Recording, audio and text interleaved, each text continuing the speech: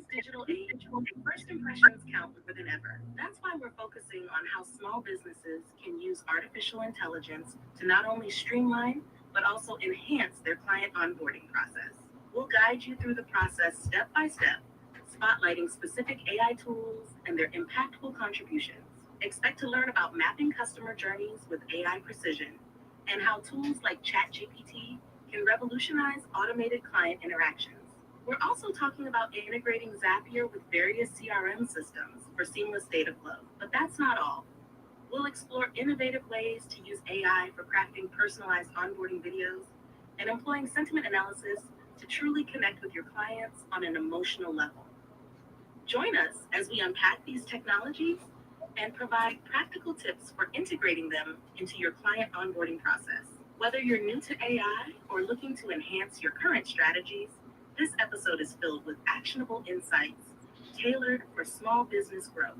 So let's dive in and discover how AI can transform the first steps of your client journey into a seamless and memorable experience.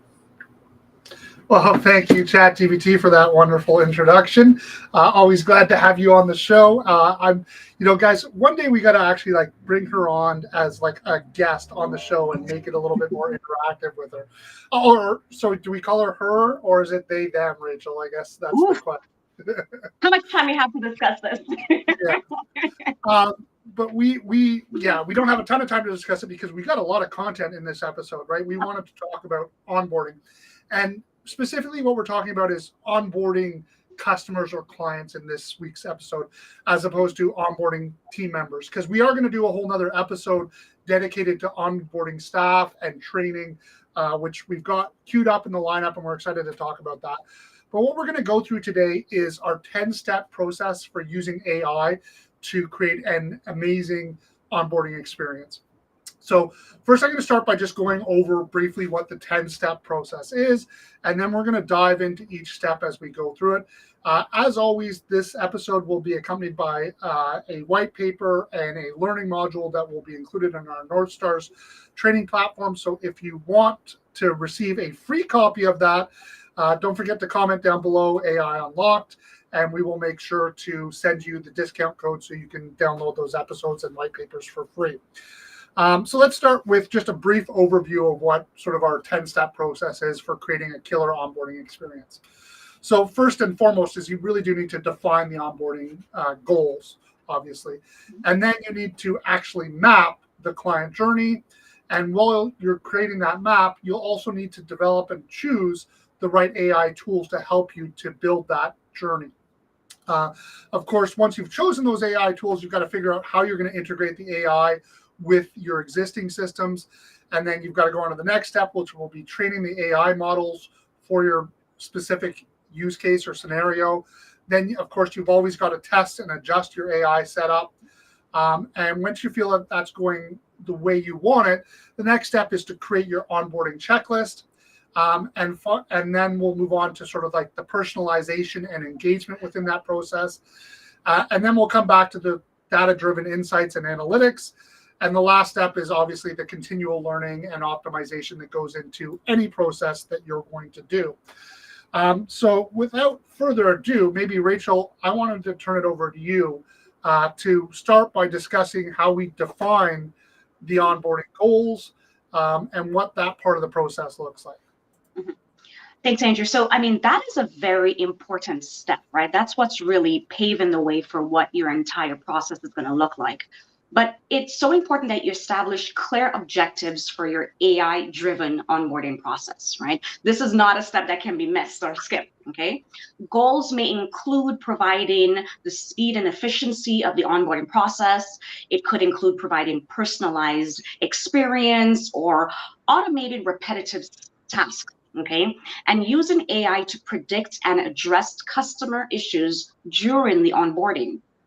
Ensuring these goals are SMART, right? Specific, measurable, achievable, relevant, and time-bound, right? So this is the real base, starting point of the framework, And then, I mean, when we really think about, these goals, these onboarding goals, we got to think about, how we as individuals, onboard with other type of businesses. So I guess the question is, how do you gentlemen think companies are simplifying the client sign up process? Right. Yeah. That's a very important question for sure. I feel like, companies like Canva and other companies I've come across as well, they're giving their clients a lot of options, right, to sign up. And that's what's really helping to simplify the entire process, to make the entire thing as painless as possible. And I think that really goes back to, devising your customer journey beforehand. And so I want you guys to do an exercise with me, right? Oh Let's boy. do an exercise. Okay. I want you to imagine a world where every customer feels understood, right? Okay.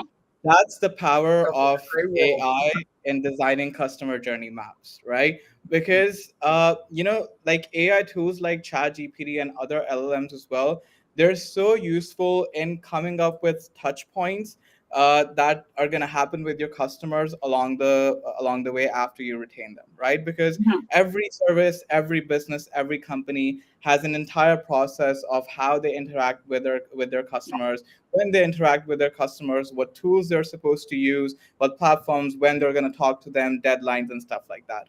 Now, if you Yeah. don't map that journey beforehand, it's really difficult to automate everything. It's really difficult to make sure that everything is organized, right? So that's a very, very important thing, to map out client journeys with AI before actually onboarding any customer or any new client. And I guess that really sort of brings me to my question, which is how do you feel like AI is transforming the customer journey in actual real business scenarios? Right. Well, I'd say before we jump into that question, I mean, one of the things that I think, you know, on this mapping the client journey, I think it's such an important part of the process. And I came across a great tip from someone on TikTok the other day. And they were showing how you could actually take a mind map that you might have created in something like Visio or whatever mind mapping tool that you're using. So you create your workflow, your process, and your design, and then you dump it into ChatGPT and you say, what's actually going on in that process, and it actually creates the whole work instructions for you. And Rachel, as our ISO person, can you imagine how amazing that would be to like just take your flow chart, dump it in, and get your work instructions out of that? I mean, it's incredible, like what you can do with AI to help you automate, the creation of this journey. And it's important when we create an onboarding experience that we realize that it is a journey, right? And how we have to think through, like, how are we bringing our customers along this journey? It's not just about choosing the right AI tools to build your process, which is, great that we can leverage this technology to make this process even easier and to be able to build out things and scale things in ways that we were never able to do before, especially for small businesses. But now it's critical that we think through what this journey is. So this is, in my opinion, one of the most important steps. And this is something that the AI is probably not going to be able to do for you, right? It can help take that journey and maybe improve it and come up with some suggestions on things you might do along that journey. But you have to know and understand your customer. You have to know and understand your business.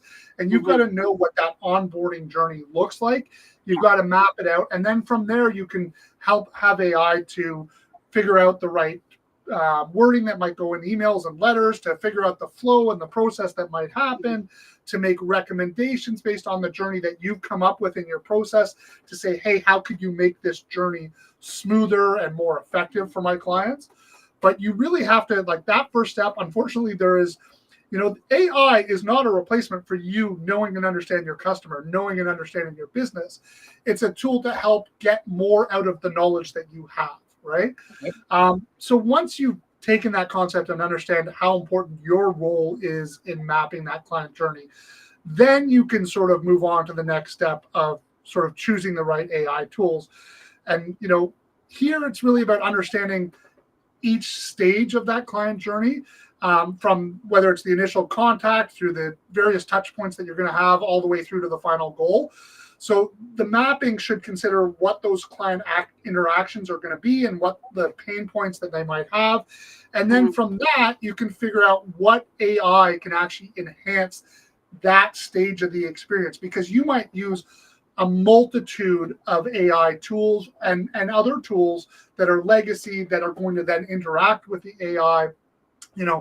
We've got within ourselves, we leveraged many different AI tools, whether you're talking about, tools like Canva, which is an AI tool, whether you're talking about Zapier, which is now an AI tool, whether you're talking about integrating it with, sorry, I apologize about that, our legacy CRM systems, which aren't really AI driven yet, but we're using a whole bunch of tools and then connecting them all together to be able to map this client journey, right? So that's, in my opinion, how you figure out what the right tools are for this journey.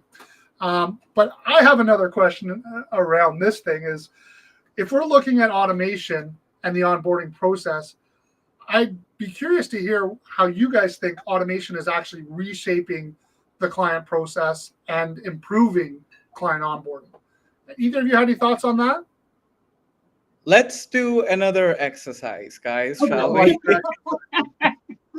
I want you to yeah, exactly. I want you to imagine a client onboarding process where efficiency meets personalized care, and that's all thanks to automation, I believe. Over the past episodes, we've been big proponents of the fact that AI can be so much more powerful when it's augmented with automation. Automation tools like Zapier and other automation tools you might be using. And there's so many applications. I feel like there's so much you can do, because even within our company, whether it's we talk to a prospective client after the first discovery call, or whether we onboard them, or whether we hear from them regarding we get a feedback from them or whatever, it's all linked to some automation process that's happening in the background, right? And that doesn't mean that that's going to replace you or replace the human touch. It's AI and automation with that human touch that's going to make your entire process that much more effective, right? Because you have to keep in mind that with AI and with automation, you're not really just going for efficiency. I mean, efficiency is good, but what you're really going for is that personalized care to make that personalized connection with your client, so that you can actually foster that relationship and turn your customer service into something which is really which really stands out from your competitors, right? Because there's a lot of competition, everyone's offering the same services, and customer service really helps you differentiate yourself from your competitors, right? So that, I feel like, is a very important combination of using automation with AI. So I'd be curious to hear your thoughts on this. Like, what advancements do you guys feel in AI or automation are set to improve our client improve client onboarding processes in general? This is a great question. And I'm going to go back. I love the way you phrase this. Can you imagine the sort of ideal onboarding process enhanced with sophisticated AI and that personalized, efficient service? That's the dream world, right? But the reality is that there are companies out there today that are actually using AI in a way that's meaningfully transforming the customer journey and customer experience. I think what a great example is Amazon's virtual try-on experience. So this is an example of how you can actually use AI to make client interactions more convenient and tailored to the product or service that you're trying to sell, right? Like, they've got clothes and products, and they're trying to create an experience where a virtual shopper can understand, is this the right product for me? Is it the right color? How's it going to look for me? Without having to actually go into the store to buy the product. And obviously, as more and more shopping is switching over to e-commerce, having these sort of virtual experiences and thinking about what that client journey will look like becomes really important for these organizations, so that they can compete with the Amazons of the world, right? Because if Walmart doesn't rethink, if they never rethought their customer journey and thought about how can we use AI and technology to improve this experience, how would they be able to compete with these monoliths? Well, not that Walmart's a small company, like Amazon, who are taking off over all of the e-commerce world, right? Yeah. So they really thought through the experience and the journey that the customer was going through in their online experience with their brand and said, how can we use AI to actually improve the experience that our customers that our customers are having, and helping them make better, more informed decisions about the products and services that they sell. So I think that that's a really good example. And I think that that sort of leads us into our next step, which is, well, you need to create these experiences that are mapped specifically to your business and your customers, which means you need to train your AI models. And I know that can sound really like overwhelming and scary. Like, you're going to train an AI model? What do you know about generative AI? Well, it's really not nearly as complicated as you think, right? Like, there are, the ability to create a GPT within ChatGPT or an agent with Auto Agent in Microsoft's product is getting easier and easier and simpler to do. And it allows you to bring in a whole bunch of data to train your AI models, and focusing on those elements that are relevant to your customer, to your onboarding process, to your business. And when you think about the training of this AI model, I want you to think of it as an iterative process that will require multiple cycles to refine the model to create that sort of optimal performance, right? So you can start with a bare minimum viable product, go through, answer who's my customer, what's my business, and put that into a GPT and use that GPT that's now specific to knowing and understanding your business. And as you move over to, say, GPT Teams, and your information is safe and secure, you might begin loading it with customer data from your CRM or other information that you can use to be able to iteratively improve the quality of the responses that you're going to get out of those AI models. And I think that, some of those examples that we've used are bots around chat-based and GPT. So there's a number of tools and ways we've actually been able to actually train models specific for our customers, train models specifically for taxes in Canada. So this is something that is realistic for anybody, regardless of your technical knowledge. Now, of course, the more technical knowledge you have, the more that you can improve that process. But that again brings us to another question, which is, how are AI bots in actually improving the client onboarding process? Do either of you have any thoughts on how the AI bots are actually improving the client onboarding process? I'm waiting for Christine to tell me what next to imagine. You think our devil's advocate's not going to give the answer? No, come on, let me imagine. I'm ready to exercise. Let's do this exercise. See, here's the thing. Before we jump into Andrew's question, I feel like when we talk about training AI models, that seems very intimidating. That feels very something which, to the non-technical person, it can seem like, whoa, I need a degree in computer science, I need a PhD to be able to train AI models. But training an AI model can be as simple as recording your client interactions and just inputting them in simple text to a general GPT, which you can find on the ChatGPT. You can create your custom GPTs on ChatGPT. So it can be as simple as that. And, when we talk about these big giants like Amazon and Walmart incorporating AI, I feel like while they're doing it on a big scale, and to the point where I was reading something like, even small things like when a person walks into a store, where should we place the impulse buys? Where should we, place the staples? Where should we have, all of the other items?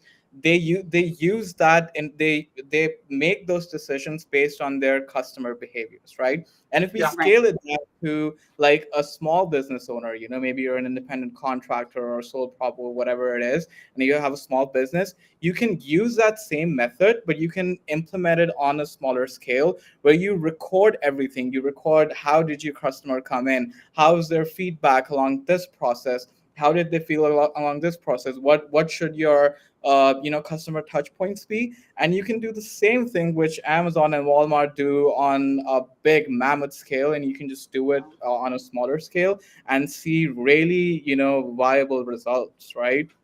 And That's, I I guess think, that's the most exciting thing is that small businesses can compete thanks to AI with large organizations. That to me it's the ultimate equalizer. exactly, for sure.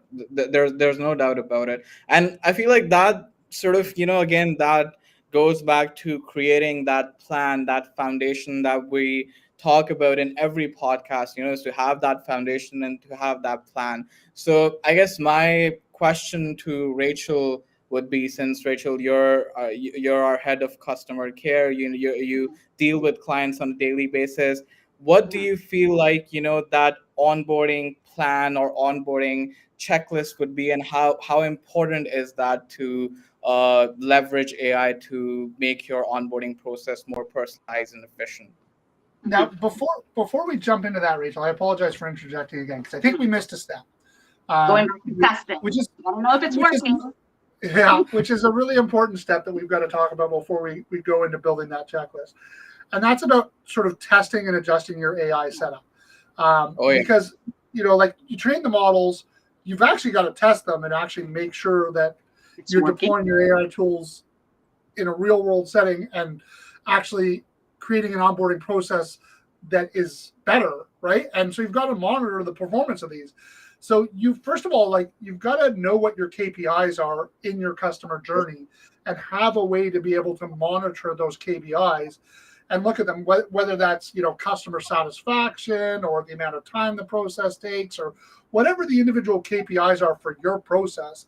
I think it's really important that you know and understand what the steps are in that process that you're going to be able to monitor to determine if you've trained the model correctly, right? Because if you don't have KPIs and you have done a lackluster job of training your AI models, you could actually indirectly make your process worse. Because one of the things that we do know, and we'll talk more about this in other sections, is that people want to interact with people and they want to make sure that this is a really personalized experience. And the danger that you have with AI models is it's going to give you really generic, non-useful information that actually could make your process worse, not better. So I think it really is critical that you test and adjust your AI setup on a regular, ongoing basis. And that's critical. And I apologize, Rachel, I didn't mean to interject because I know you've got a lot to tell us about creating the right checklists and processes, because you are a very analytical and process-driven person as the queen of our ISO processes. Definitely. And the testing part, it is really important, because it's only from the data that we get from the testing we can determine, okay, is this the entirety of the process? And then we're going to utilize that to really formalize what that onboarding checklist looks like, right? So I've been at our firm for many, many years, right? So trust me, I am involved in all different areas, all different processes, ensuring that we have checklists outlined, okay? And developing a comprehensive checklist encompasses all the steps of information that is essential for a successful onboarding process, okay? And of course, when we start to use AI to automate the personalization of this checklist, is really done for each client, and which I think is something that, a very important factor that we need to take into consideration, that although we may, when we're looking at the services or the products that are being offered, you have to realize that, not all clients are the same. Right? There's some unique elements to a client that you have to factor in, right? You're not just running the same process for every different type of client, especially even for us, right? You have to make sure that you also do have sufficient dynamic content that is useful to that particular individual, right? So for us, for example, we may do accounting services for our clients, but it's different for clients who want accounting and bookkeeping, who want a little bit more. So we also have to know what the client is looking for and realize all these different areas and really adjust so that there is that bit of that, if you want to call that knowledge tree, to be able to separate out, what AI content is going for each unique client. So it's important to have, something that's a little bit broader, because, everybody doesn't always fit, and all processes don't always fit, from start to finish the same way, right? So you really have to include that. I mean, I definitely do believe that, this personalization can really enhance the customer experience to boost retention and sales. I think it's key because, again, even more so, the clients know, oh, they know what I want. They're providing me the information that I need. So I guess the question for, I guess you, Andrew, Kasim, is that, do you believe that this customized experience really help in terms of boosting sales? I mean, that's what's important, right? We're not going to be doing something unless it's yielding, that boosting client retention. Well, we know How from long personal have you done an exercise, guys? Oh, yeah, it's time for another exercise. Let's hear it. I just want you to imagine a world where every communication you send to a client is personalized for that client themselves, right? Right. And that's what we're talking about here. That's what Rachel sort of mentioned right now as well, is that you can really leverage these tools to personalize every piece of communication that you send out, especially during onboarding, right? And I'll give you guys a very cool example of how we've implemented it in our firm, and how we see other people implement it as well, is that they use a tool called HeyGen. I don't know if the people watching are familiar with the tool HeyGen, but what it basically allows you to do, and I know Rachel might find it a bit spooky, but what it allows you to do is create an avatar of yourself. So you have to upload some videos, some images of yourself on this tool, and then you can create any video out of that avatar. So it's basically you speaking, and it can be any language, and it's your own voice, and it's really realistic. It's extremely realistic. Go check out some videos which are out there. But go ahead. And it will present it in any language you want too, which is incredible. Yeah. And again, see, this is where the devil's advocate in me would be, okay, so then that means people can use it. I can extract online videos or images of other people and be able to, utilize that to have content from somebody else, right? So again, I always think these are the scary parts of AI and technology that, petrify me. But here's the thing: it's funny you mentioned. It can be scary, but also it can be exciting. And in fact, to toot my own horn for a little bit, so there's a guy, he's a Canadian, small, very micro celebrity, Preet Banerjee, who is actually a friend of my wife's, has been in the news a little bit here in Toronto, talking about HeyGen and using it to clone grandparents. I'm like, we talked about that like back in episode 1. So, and the thing is, it could definitely be scary, as like, hey, could someone use that to defraud me? I think, if you're willing to take the time and scrutinize it, it's very clear that it's an AI. I mean, I think there are situations where people have used voice emulators where you can clone someone's voice to, defraud people by creating situations where they will call up and say, I have your child, and they, if you don't, and then they play a sound in the background, which is done through a voice emulator. And that can be very scary. And I think we have to think through, we've got to have things like safe words and ways to protect ourselves in this evolving, technology focused world where, the technology is available to bad actors and good actors.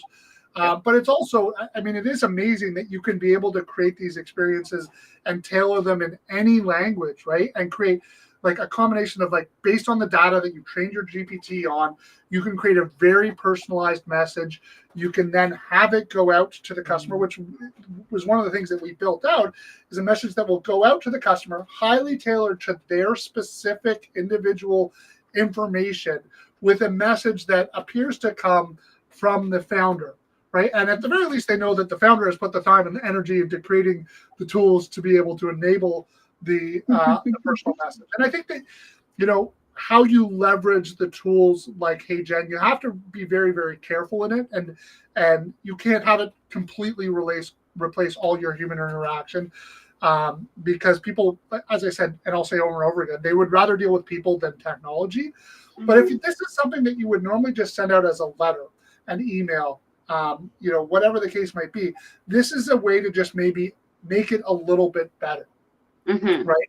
And I think you have to be very careful too, because I've seen a lot of salespeople go out there and try to send out, like, their first introduction to me is an email that they're saying, or a direct message saying, I've created this personalized video for you. I'm like, I don't know you. I'm not clicking on a link from someone I don't know. But if it's a part of your onboarding process and you've created trust already with that customer and it's part of your journey, this is just a way to take what would have been maybe just a normal sort of boring email and jazz it up just a little bit to make that content a little bit more engaging, right? And I think that's why it's really critical that we think through our process and we don't just replace what we're doing with AI. We have to think through, how is AI going to actually, improve the process? And as Pepin points out, like, how are you going to strike that right balance between leveraging AI for customization and maintaining the human touch to actually enhance the overall client satisfaction? Because that's the point of this customer journey, right? Is we're trying to wow our customers. We're trying to create an experience that makes them want to recommend or refer us, and to be happy and proud that they made the choice to work with us in whatever services or products that we might be providing, right? So I got to be careful. I know I have a tendency to get off on my soapbox.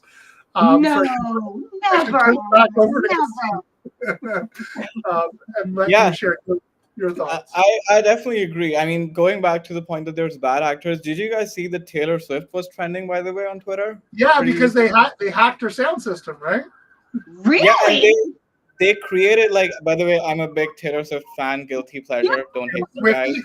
Yeah, 50, and I'm proud of it. I'm not going to be ashamed of it. So, but secondly, sing us a few bars, would you?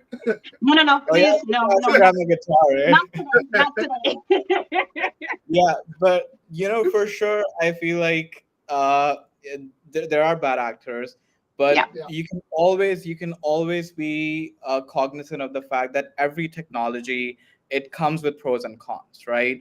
And it's up to us, it's up to everyone using it to sort of take it upon themselves to make sure that we leverage the best out of it and make sure that we mitigate all the negative impact. Because going back to, like, Andrew's example, where you can send a customized video while you're onboarding a client, imagine going back to that theme again, imagine you retain a company and you get a personalized video from the owner of that company. I mean, I would feel pretty valued. I think that's really that would make me feel a part, maybe feel like I'm a part of this entire family, and it's customized according to me. And actually, we can see a question which Iman just sent in on LinkedIn, which is, how can AI-powered chatbots, especially those built with tools like Chatbase, effectively handle common client queries without constant manual intervention?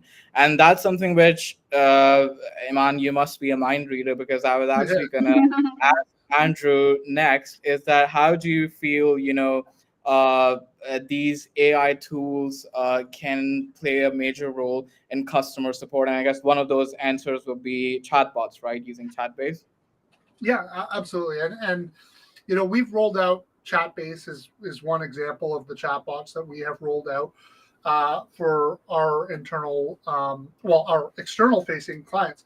And I think for us, I mean, it was a very difficult thing to tackle for a long period of time, because first of all, chatbots were terrible before generative AI, number one. But then even with generative AI, when it first came out, without being able to train these models with the information that was specific to Canada, it was very, very difficult, because as Canadian accountants, we struggle with this all the time. There's a ton of content out there when you search the internet, but it's mostly US, right? And this is, the internal biases that you struggle with when you're dealing with generative AI.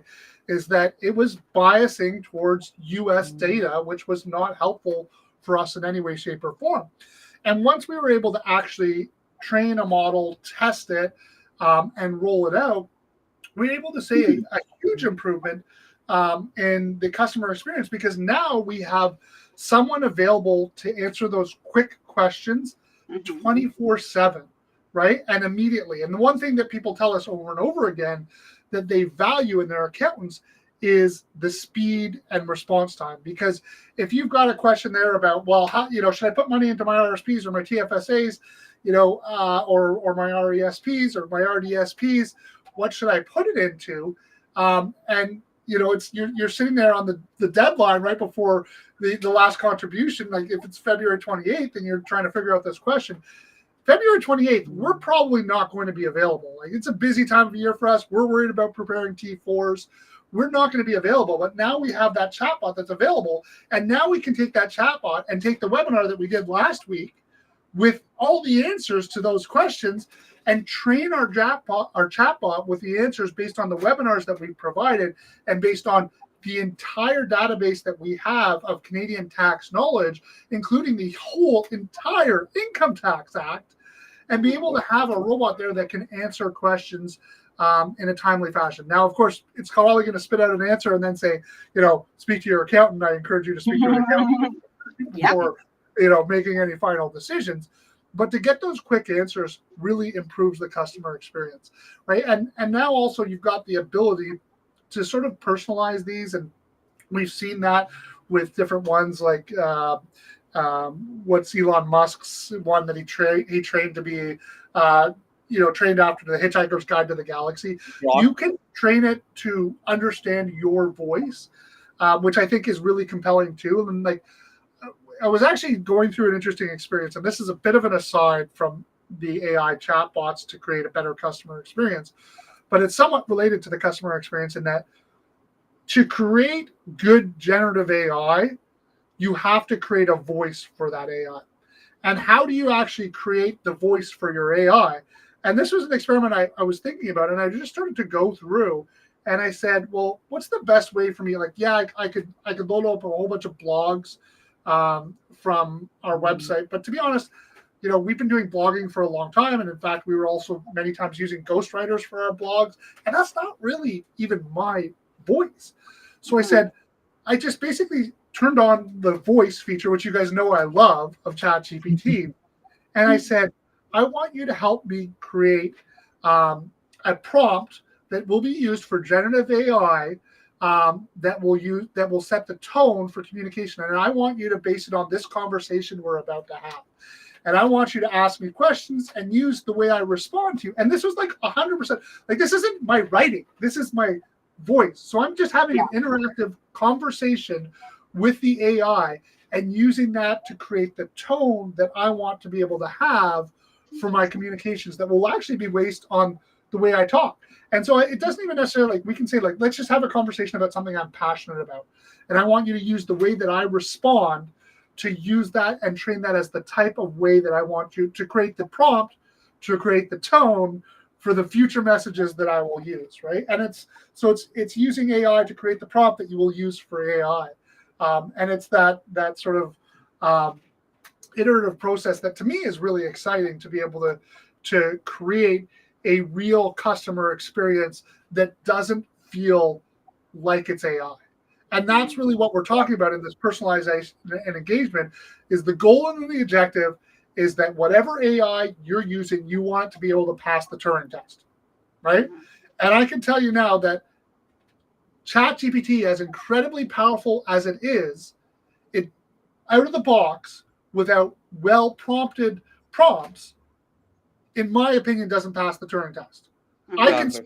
I can spot ChatGPT generated content like that. I remember when we got our first client that came through the Bing AI search, and I knew right away up. So I literally said to him, "Hey, did you write this with ChatGPT? I'm really excited about it." And this goes back quite a few months.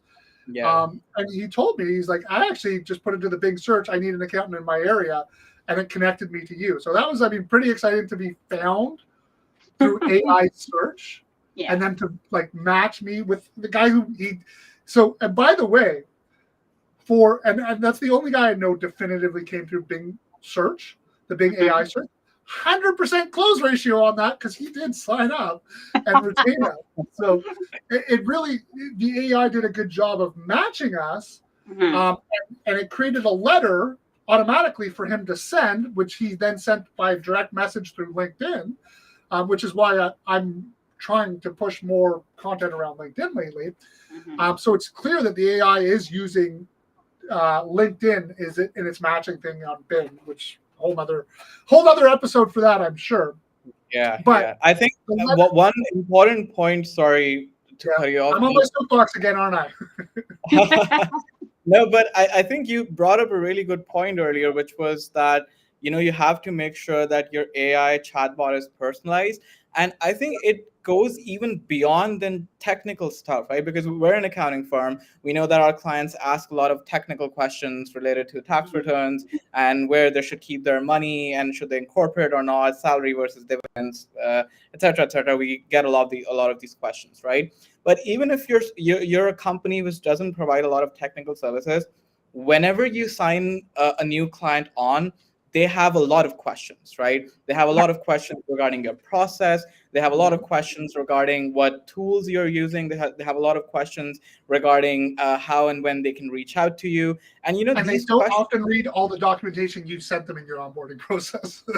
Yeah, exactly. Because you can control that, right? You can send every bit of information you want the client to read, and they can choose not to read it, right? And they can just email you and send you a message asking for those things again, right? And with with ChatGPT especially, yes, it has a lot of information about Canadian tax law and US tax law, but those specific things in your process, which you use to communicate with clients and your services and stuff like that, ChatGPT doesn't know that, right? And that's where chat-based, I feel like it's such a powerful tool, because it's like you have a customer tailored for your company who knows every bit of process that your company has, and you feed it all the information, and your client can reach out to them whenever they want, 24/7, even on the weekends, right? And that's so powerful, I believe, because the sky is the limit. Because when we sign new clients, you cannot waste a lot of time on those repetitive questions that you get. Even though you send documentation to the clients, there's no guarantee that they're going to read it, right? So I feel like that's very. We've had kids for years, and clients don't read them. Yeah, exactly. They'll still answer the same frequently asked questions over and over again in every episode, and it's the reality is that is like, you have to understand that that's part of the journey, and creating a good journey for your customer is being able to be responsive to them and personalized. But also, it doesn't necessarily mean that you have to send them to the chatbot all the time, because what you can think about now too is what it's also empowering is it's empowering your admin and more junior level teams to be able to respond without having to escalate it and pull in an account manager and raise it up to a higher level and wait 2 or 3 days for that response. They've now got the power to be able to go in and search the repository and find it. And again, after, we've been in business for decades. Those FAQs, those manuals are expensive. Not every new hire we have knows exactly where all that information is. So now, like, you can think about, now you bring on a new hire who before would take weeks or like it was months literally of onboarding and training these people before they even had a smidgen of the knowledge of people like Rachel, who have been with us for, hate to say the truth, Rachel, decades. But who have been with us for long periods of time and have built that intrinsic company knowledge.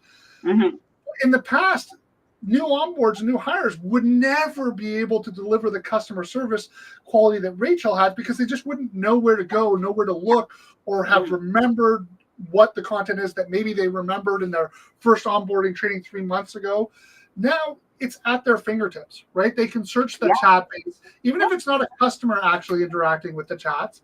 It can be your own team that are interacting with the chatbots or the GPTs to get the knowledge to be able to reply to the customer, give them a faster turnaround time, a more in-depth, thorough answer. So, to me, machine learning is really fundamentally transforming the way we, as a small company, deal with customer support, as well as the way I think larger organizations are as well. And so it does, resolve a lot of the issues that we've faced in the past. And, I'm sure there's more issues that will come out of it in the future and other issues we haven't anticipated and thought of. I know there's a ton to think about around issues. We've talked about this before around, how much data can you put into the system? What's safe? What's secure? We're seeing some big changes coming down the road with making teams available and more security, more control coming. So that's a good thing, and I think it's only going to make the process better. But I got to be careful. Get off your soapbox, Andrew. We got two other hosts here. No, but Andrew, I mean, just to kind of add to that, I know you said, sure, talking about onboarding from, an internal perspective is, a whole different ballgame. But the reality of it is that, having a proper process is just as important. And it's the same thing in terms of even the knowledge when you're trying to pass it on to a colleague. Like for me, I joke with my colleagues when they ask me questions, my new colleagues, I don't give them the answer. I refuse to give you the answer. I'll tell you where to go so you can source the answer so that you can know, okay, this is the avenue, this is a channel. So you're not coming to me. My philosophy is don't rely on me to give you an answer. I will give you the direction where to go so that you can get the information. And that's very important, right? So even with, clients as well, it's very important. Yes, we're going to send them some information, and 3/4 of it they're not going to read, because yes, a lot of times they have questions, but sometimes I meet a lot of new clients and they don't even know what to ask, right? So, we still have to be able to understand what is some of the base information that clients need to have, or at least know where to be able to source that information. So when they do have those questions, they know, where do I go? Yeah. And I think what's interesting about mapping through the client journey and then leveraging it with AI is that you have the power to basically take all this information that you're gathering in the client journey as part of your onboarding checklist and take that and load that into the AI and be like, what are the types of questions that this guy would have? Well, he's just incorporated 3 months ago. He's working on contract. You can then start to figure out what are the questions that he's going to have that he maybe doesn't realize he needs to answer. And I think, Rachel, we've been doing that the old school way because we base it off of frequently asked questions. And we sort of have built a lot of the content that we're pushing out to them based on those. But now we're able to get an extra level of having it highly more tailored. Like, oh, is this a doctor? Is this a realtor? Is this an IT consultant? And have they been incorporated from 3 months ago, or have they been incorporated for 10 years because they're going to have completely different experiences? Are they using QuickBooks Online? And the more that we can train the GPTs with the knowledge about our individual customers in a safe and secure way, obviously, the better the quality of the output that we're going to get.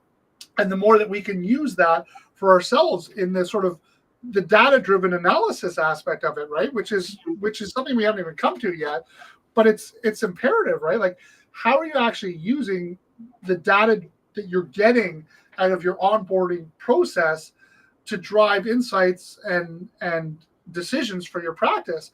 And it's really not as complicated as one might think. It's as simple as, Kasim, you said, taking your emails and loading it into ChatGPT, taking what's in your CRM, loading it into ChatGPT. Of course, making sure that you're not taking any PID, which is personal identifiable data, into it, which, you've always got to clean your data. Again, go back to some of our past episodes on how to do that.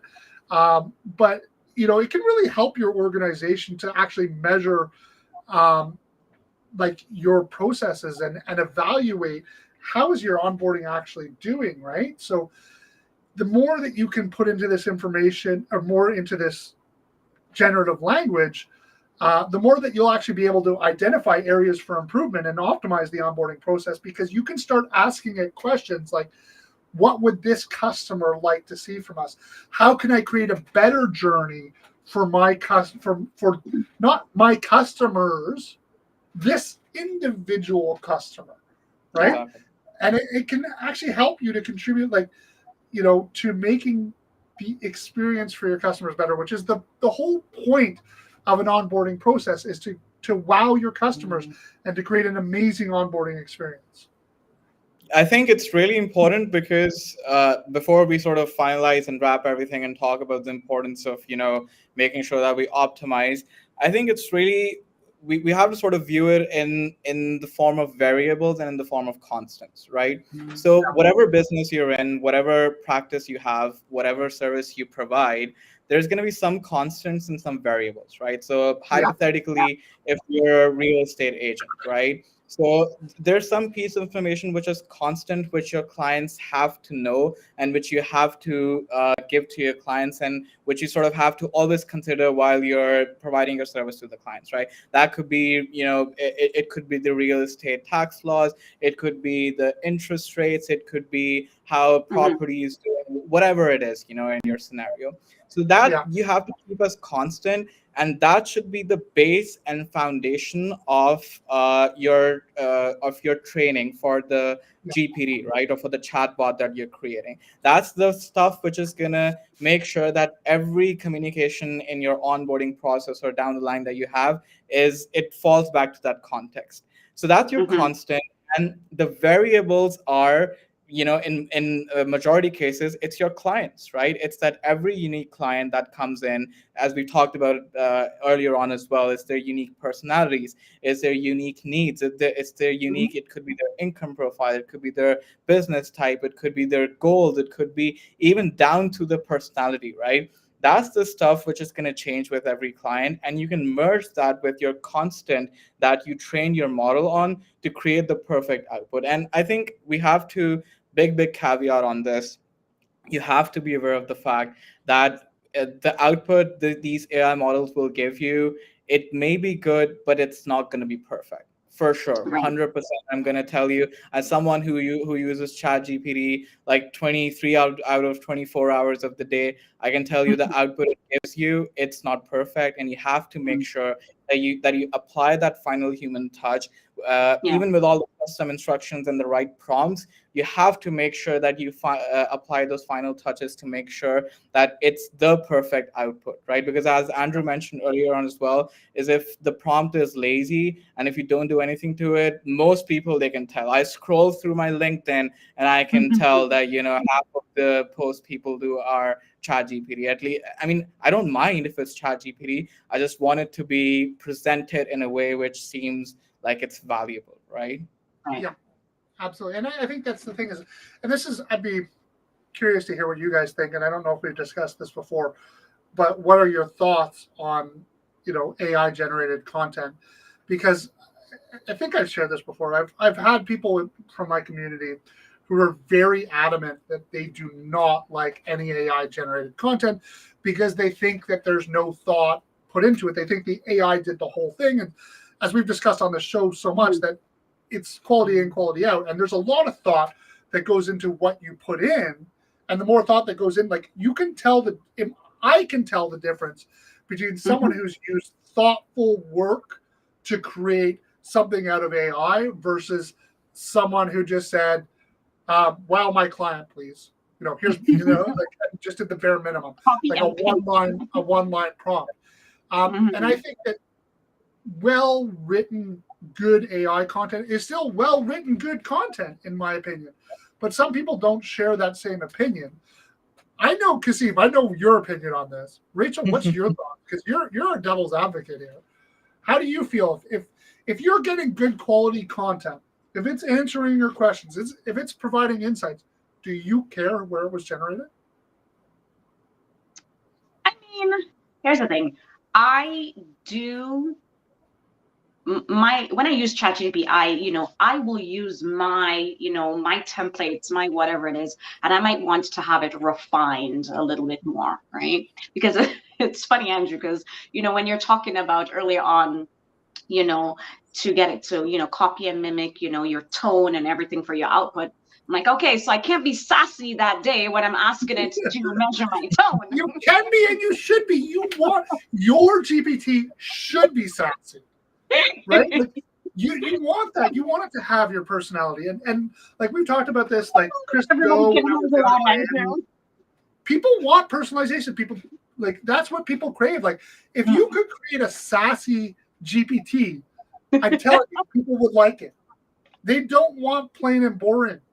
They don't want an accountant. They want someone with sass and energy and excitement, and when you create the right GPTs, when you create the right chatbots that have that tone, that personality, when you can create that, is when you've passed the Turing test, right? Is when clients will enjoy engaging with the content. Yeah. What you get out of ChatGPT by just going in and writing a question with zero work and effort is bland and boring, 100%. and that's what people don't like. 100%. If you put very little effort, clients are gonna, interpret it as you are giving me very little effort, right? Oh, yeah. So, I definitely do agree that, you can't just copy and paste the information.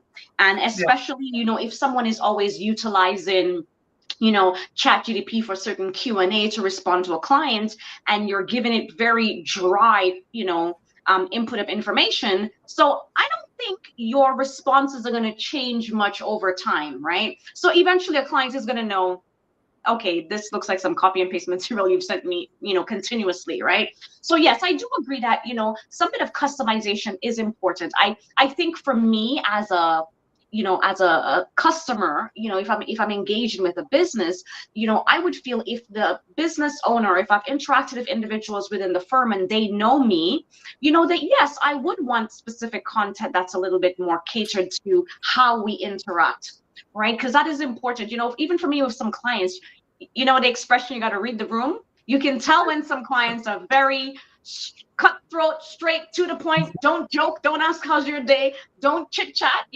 versus some customers where, it's, how are you? How are your grandkids? How is your kids? How is, so it really does depend also on the type of client that you want to be able to customize so that they think that you know them and you understand them, right?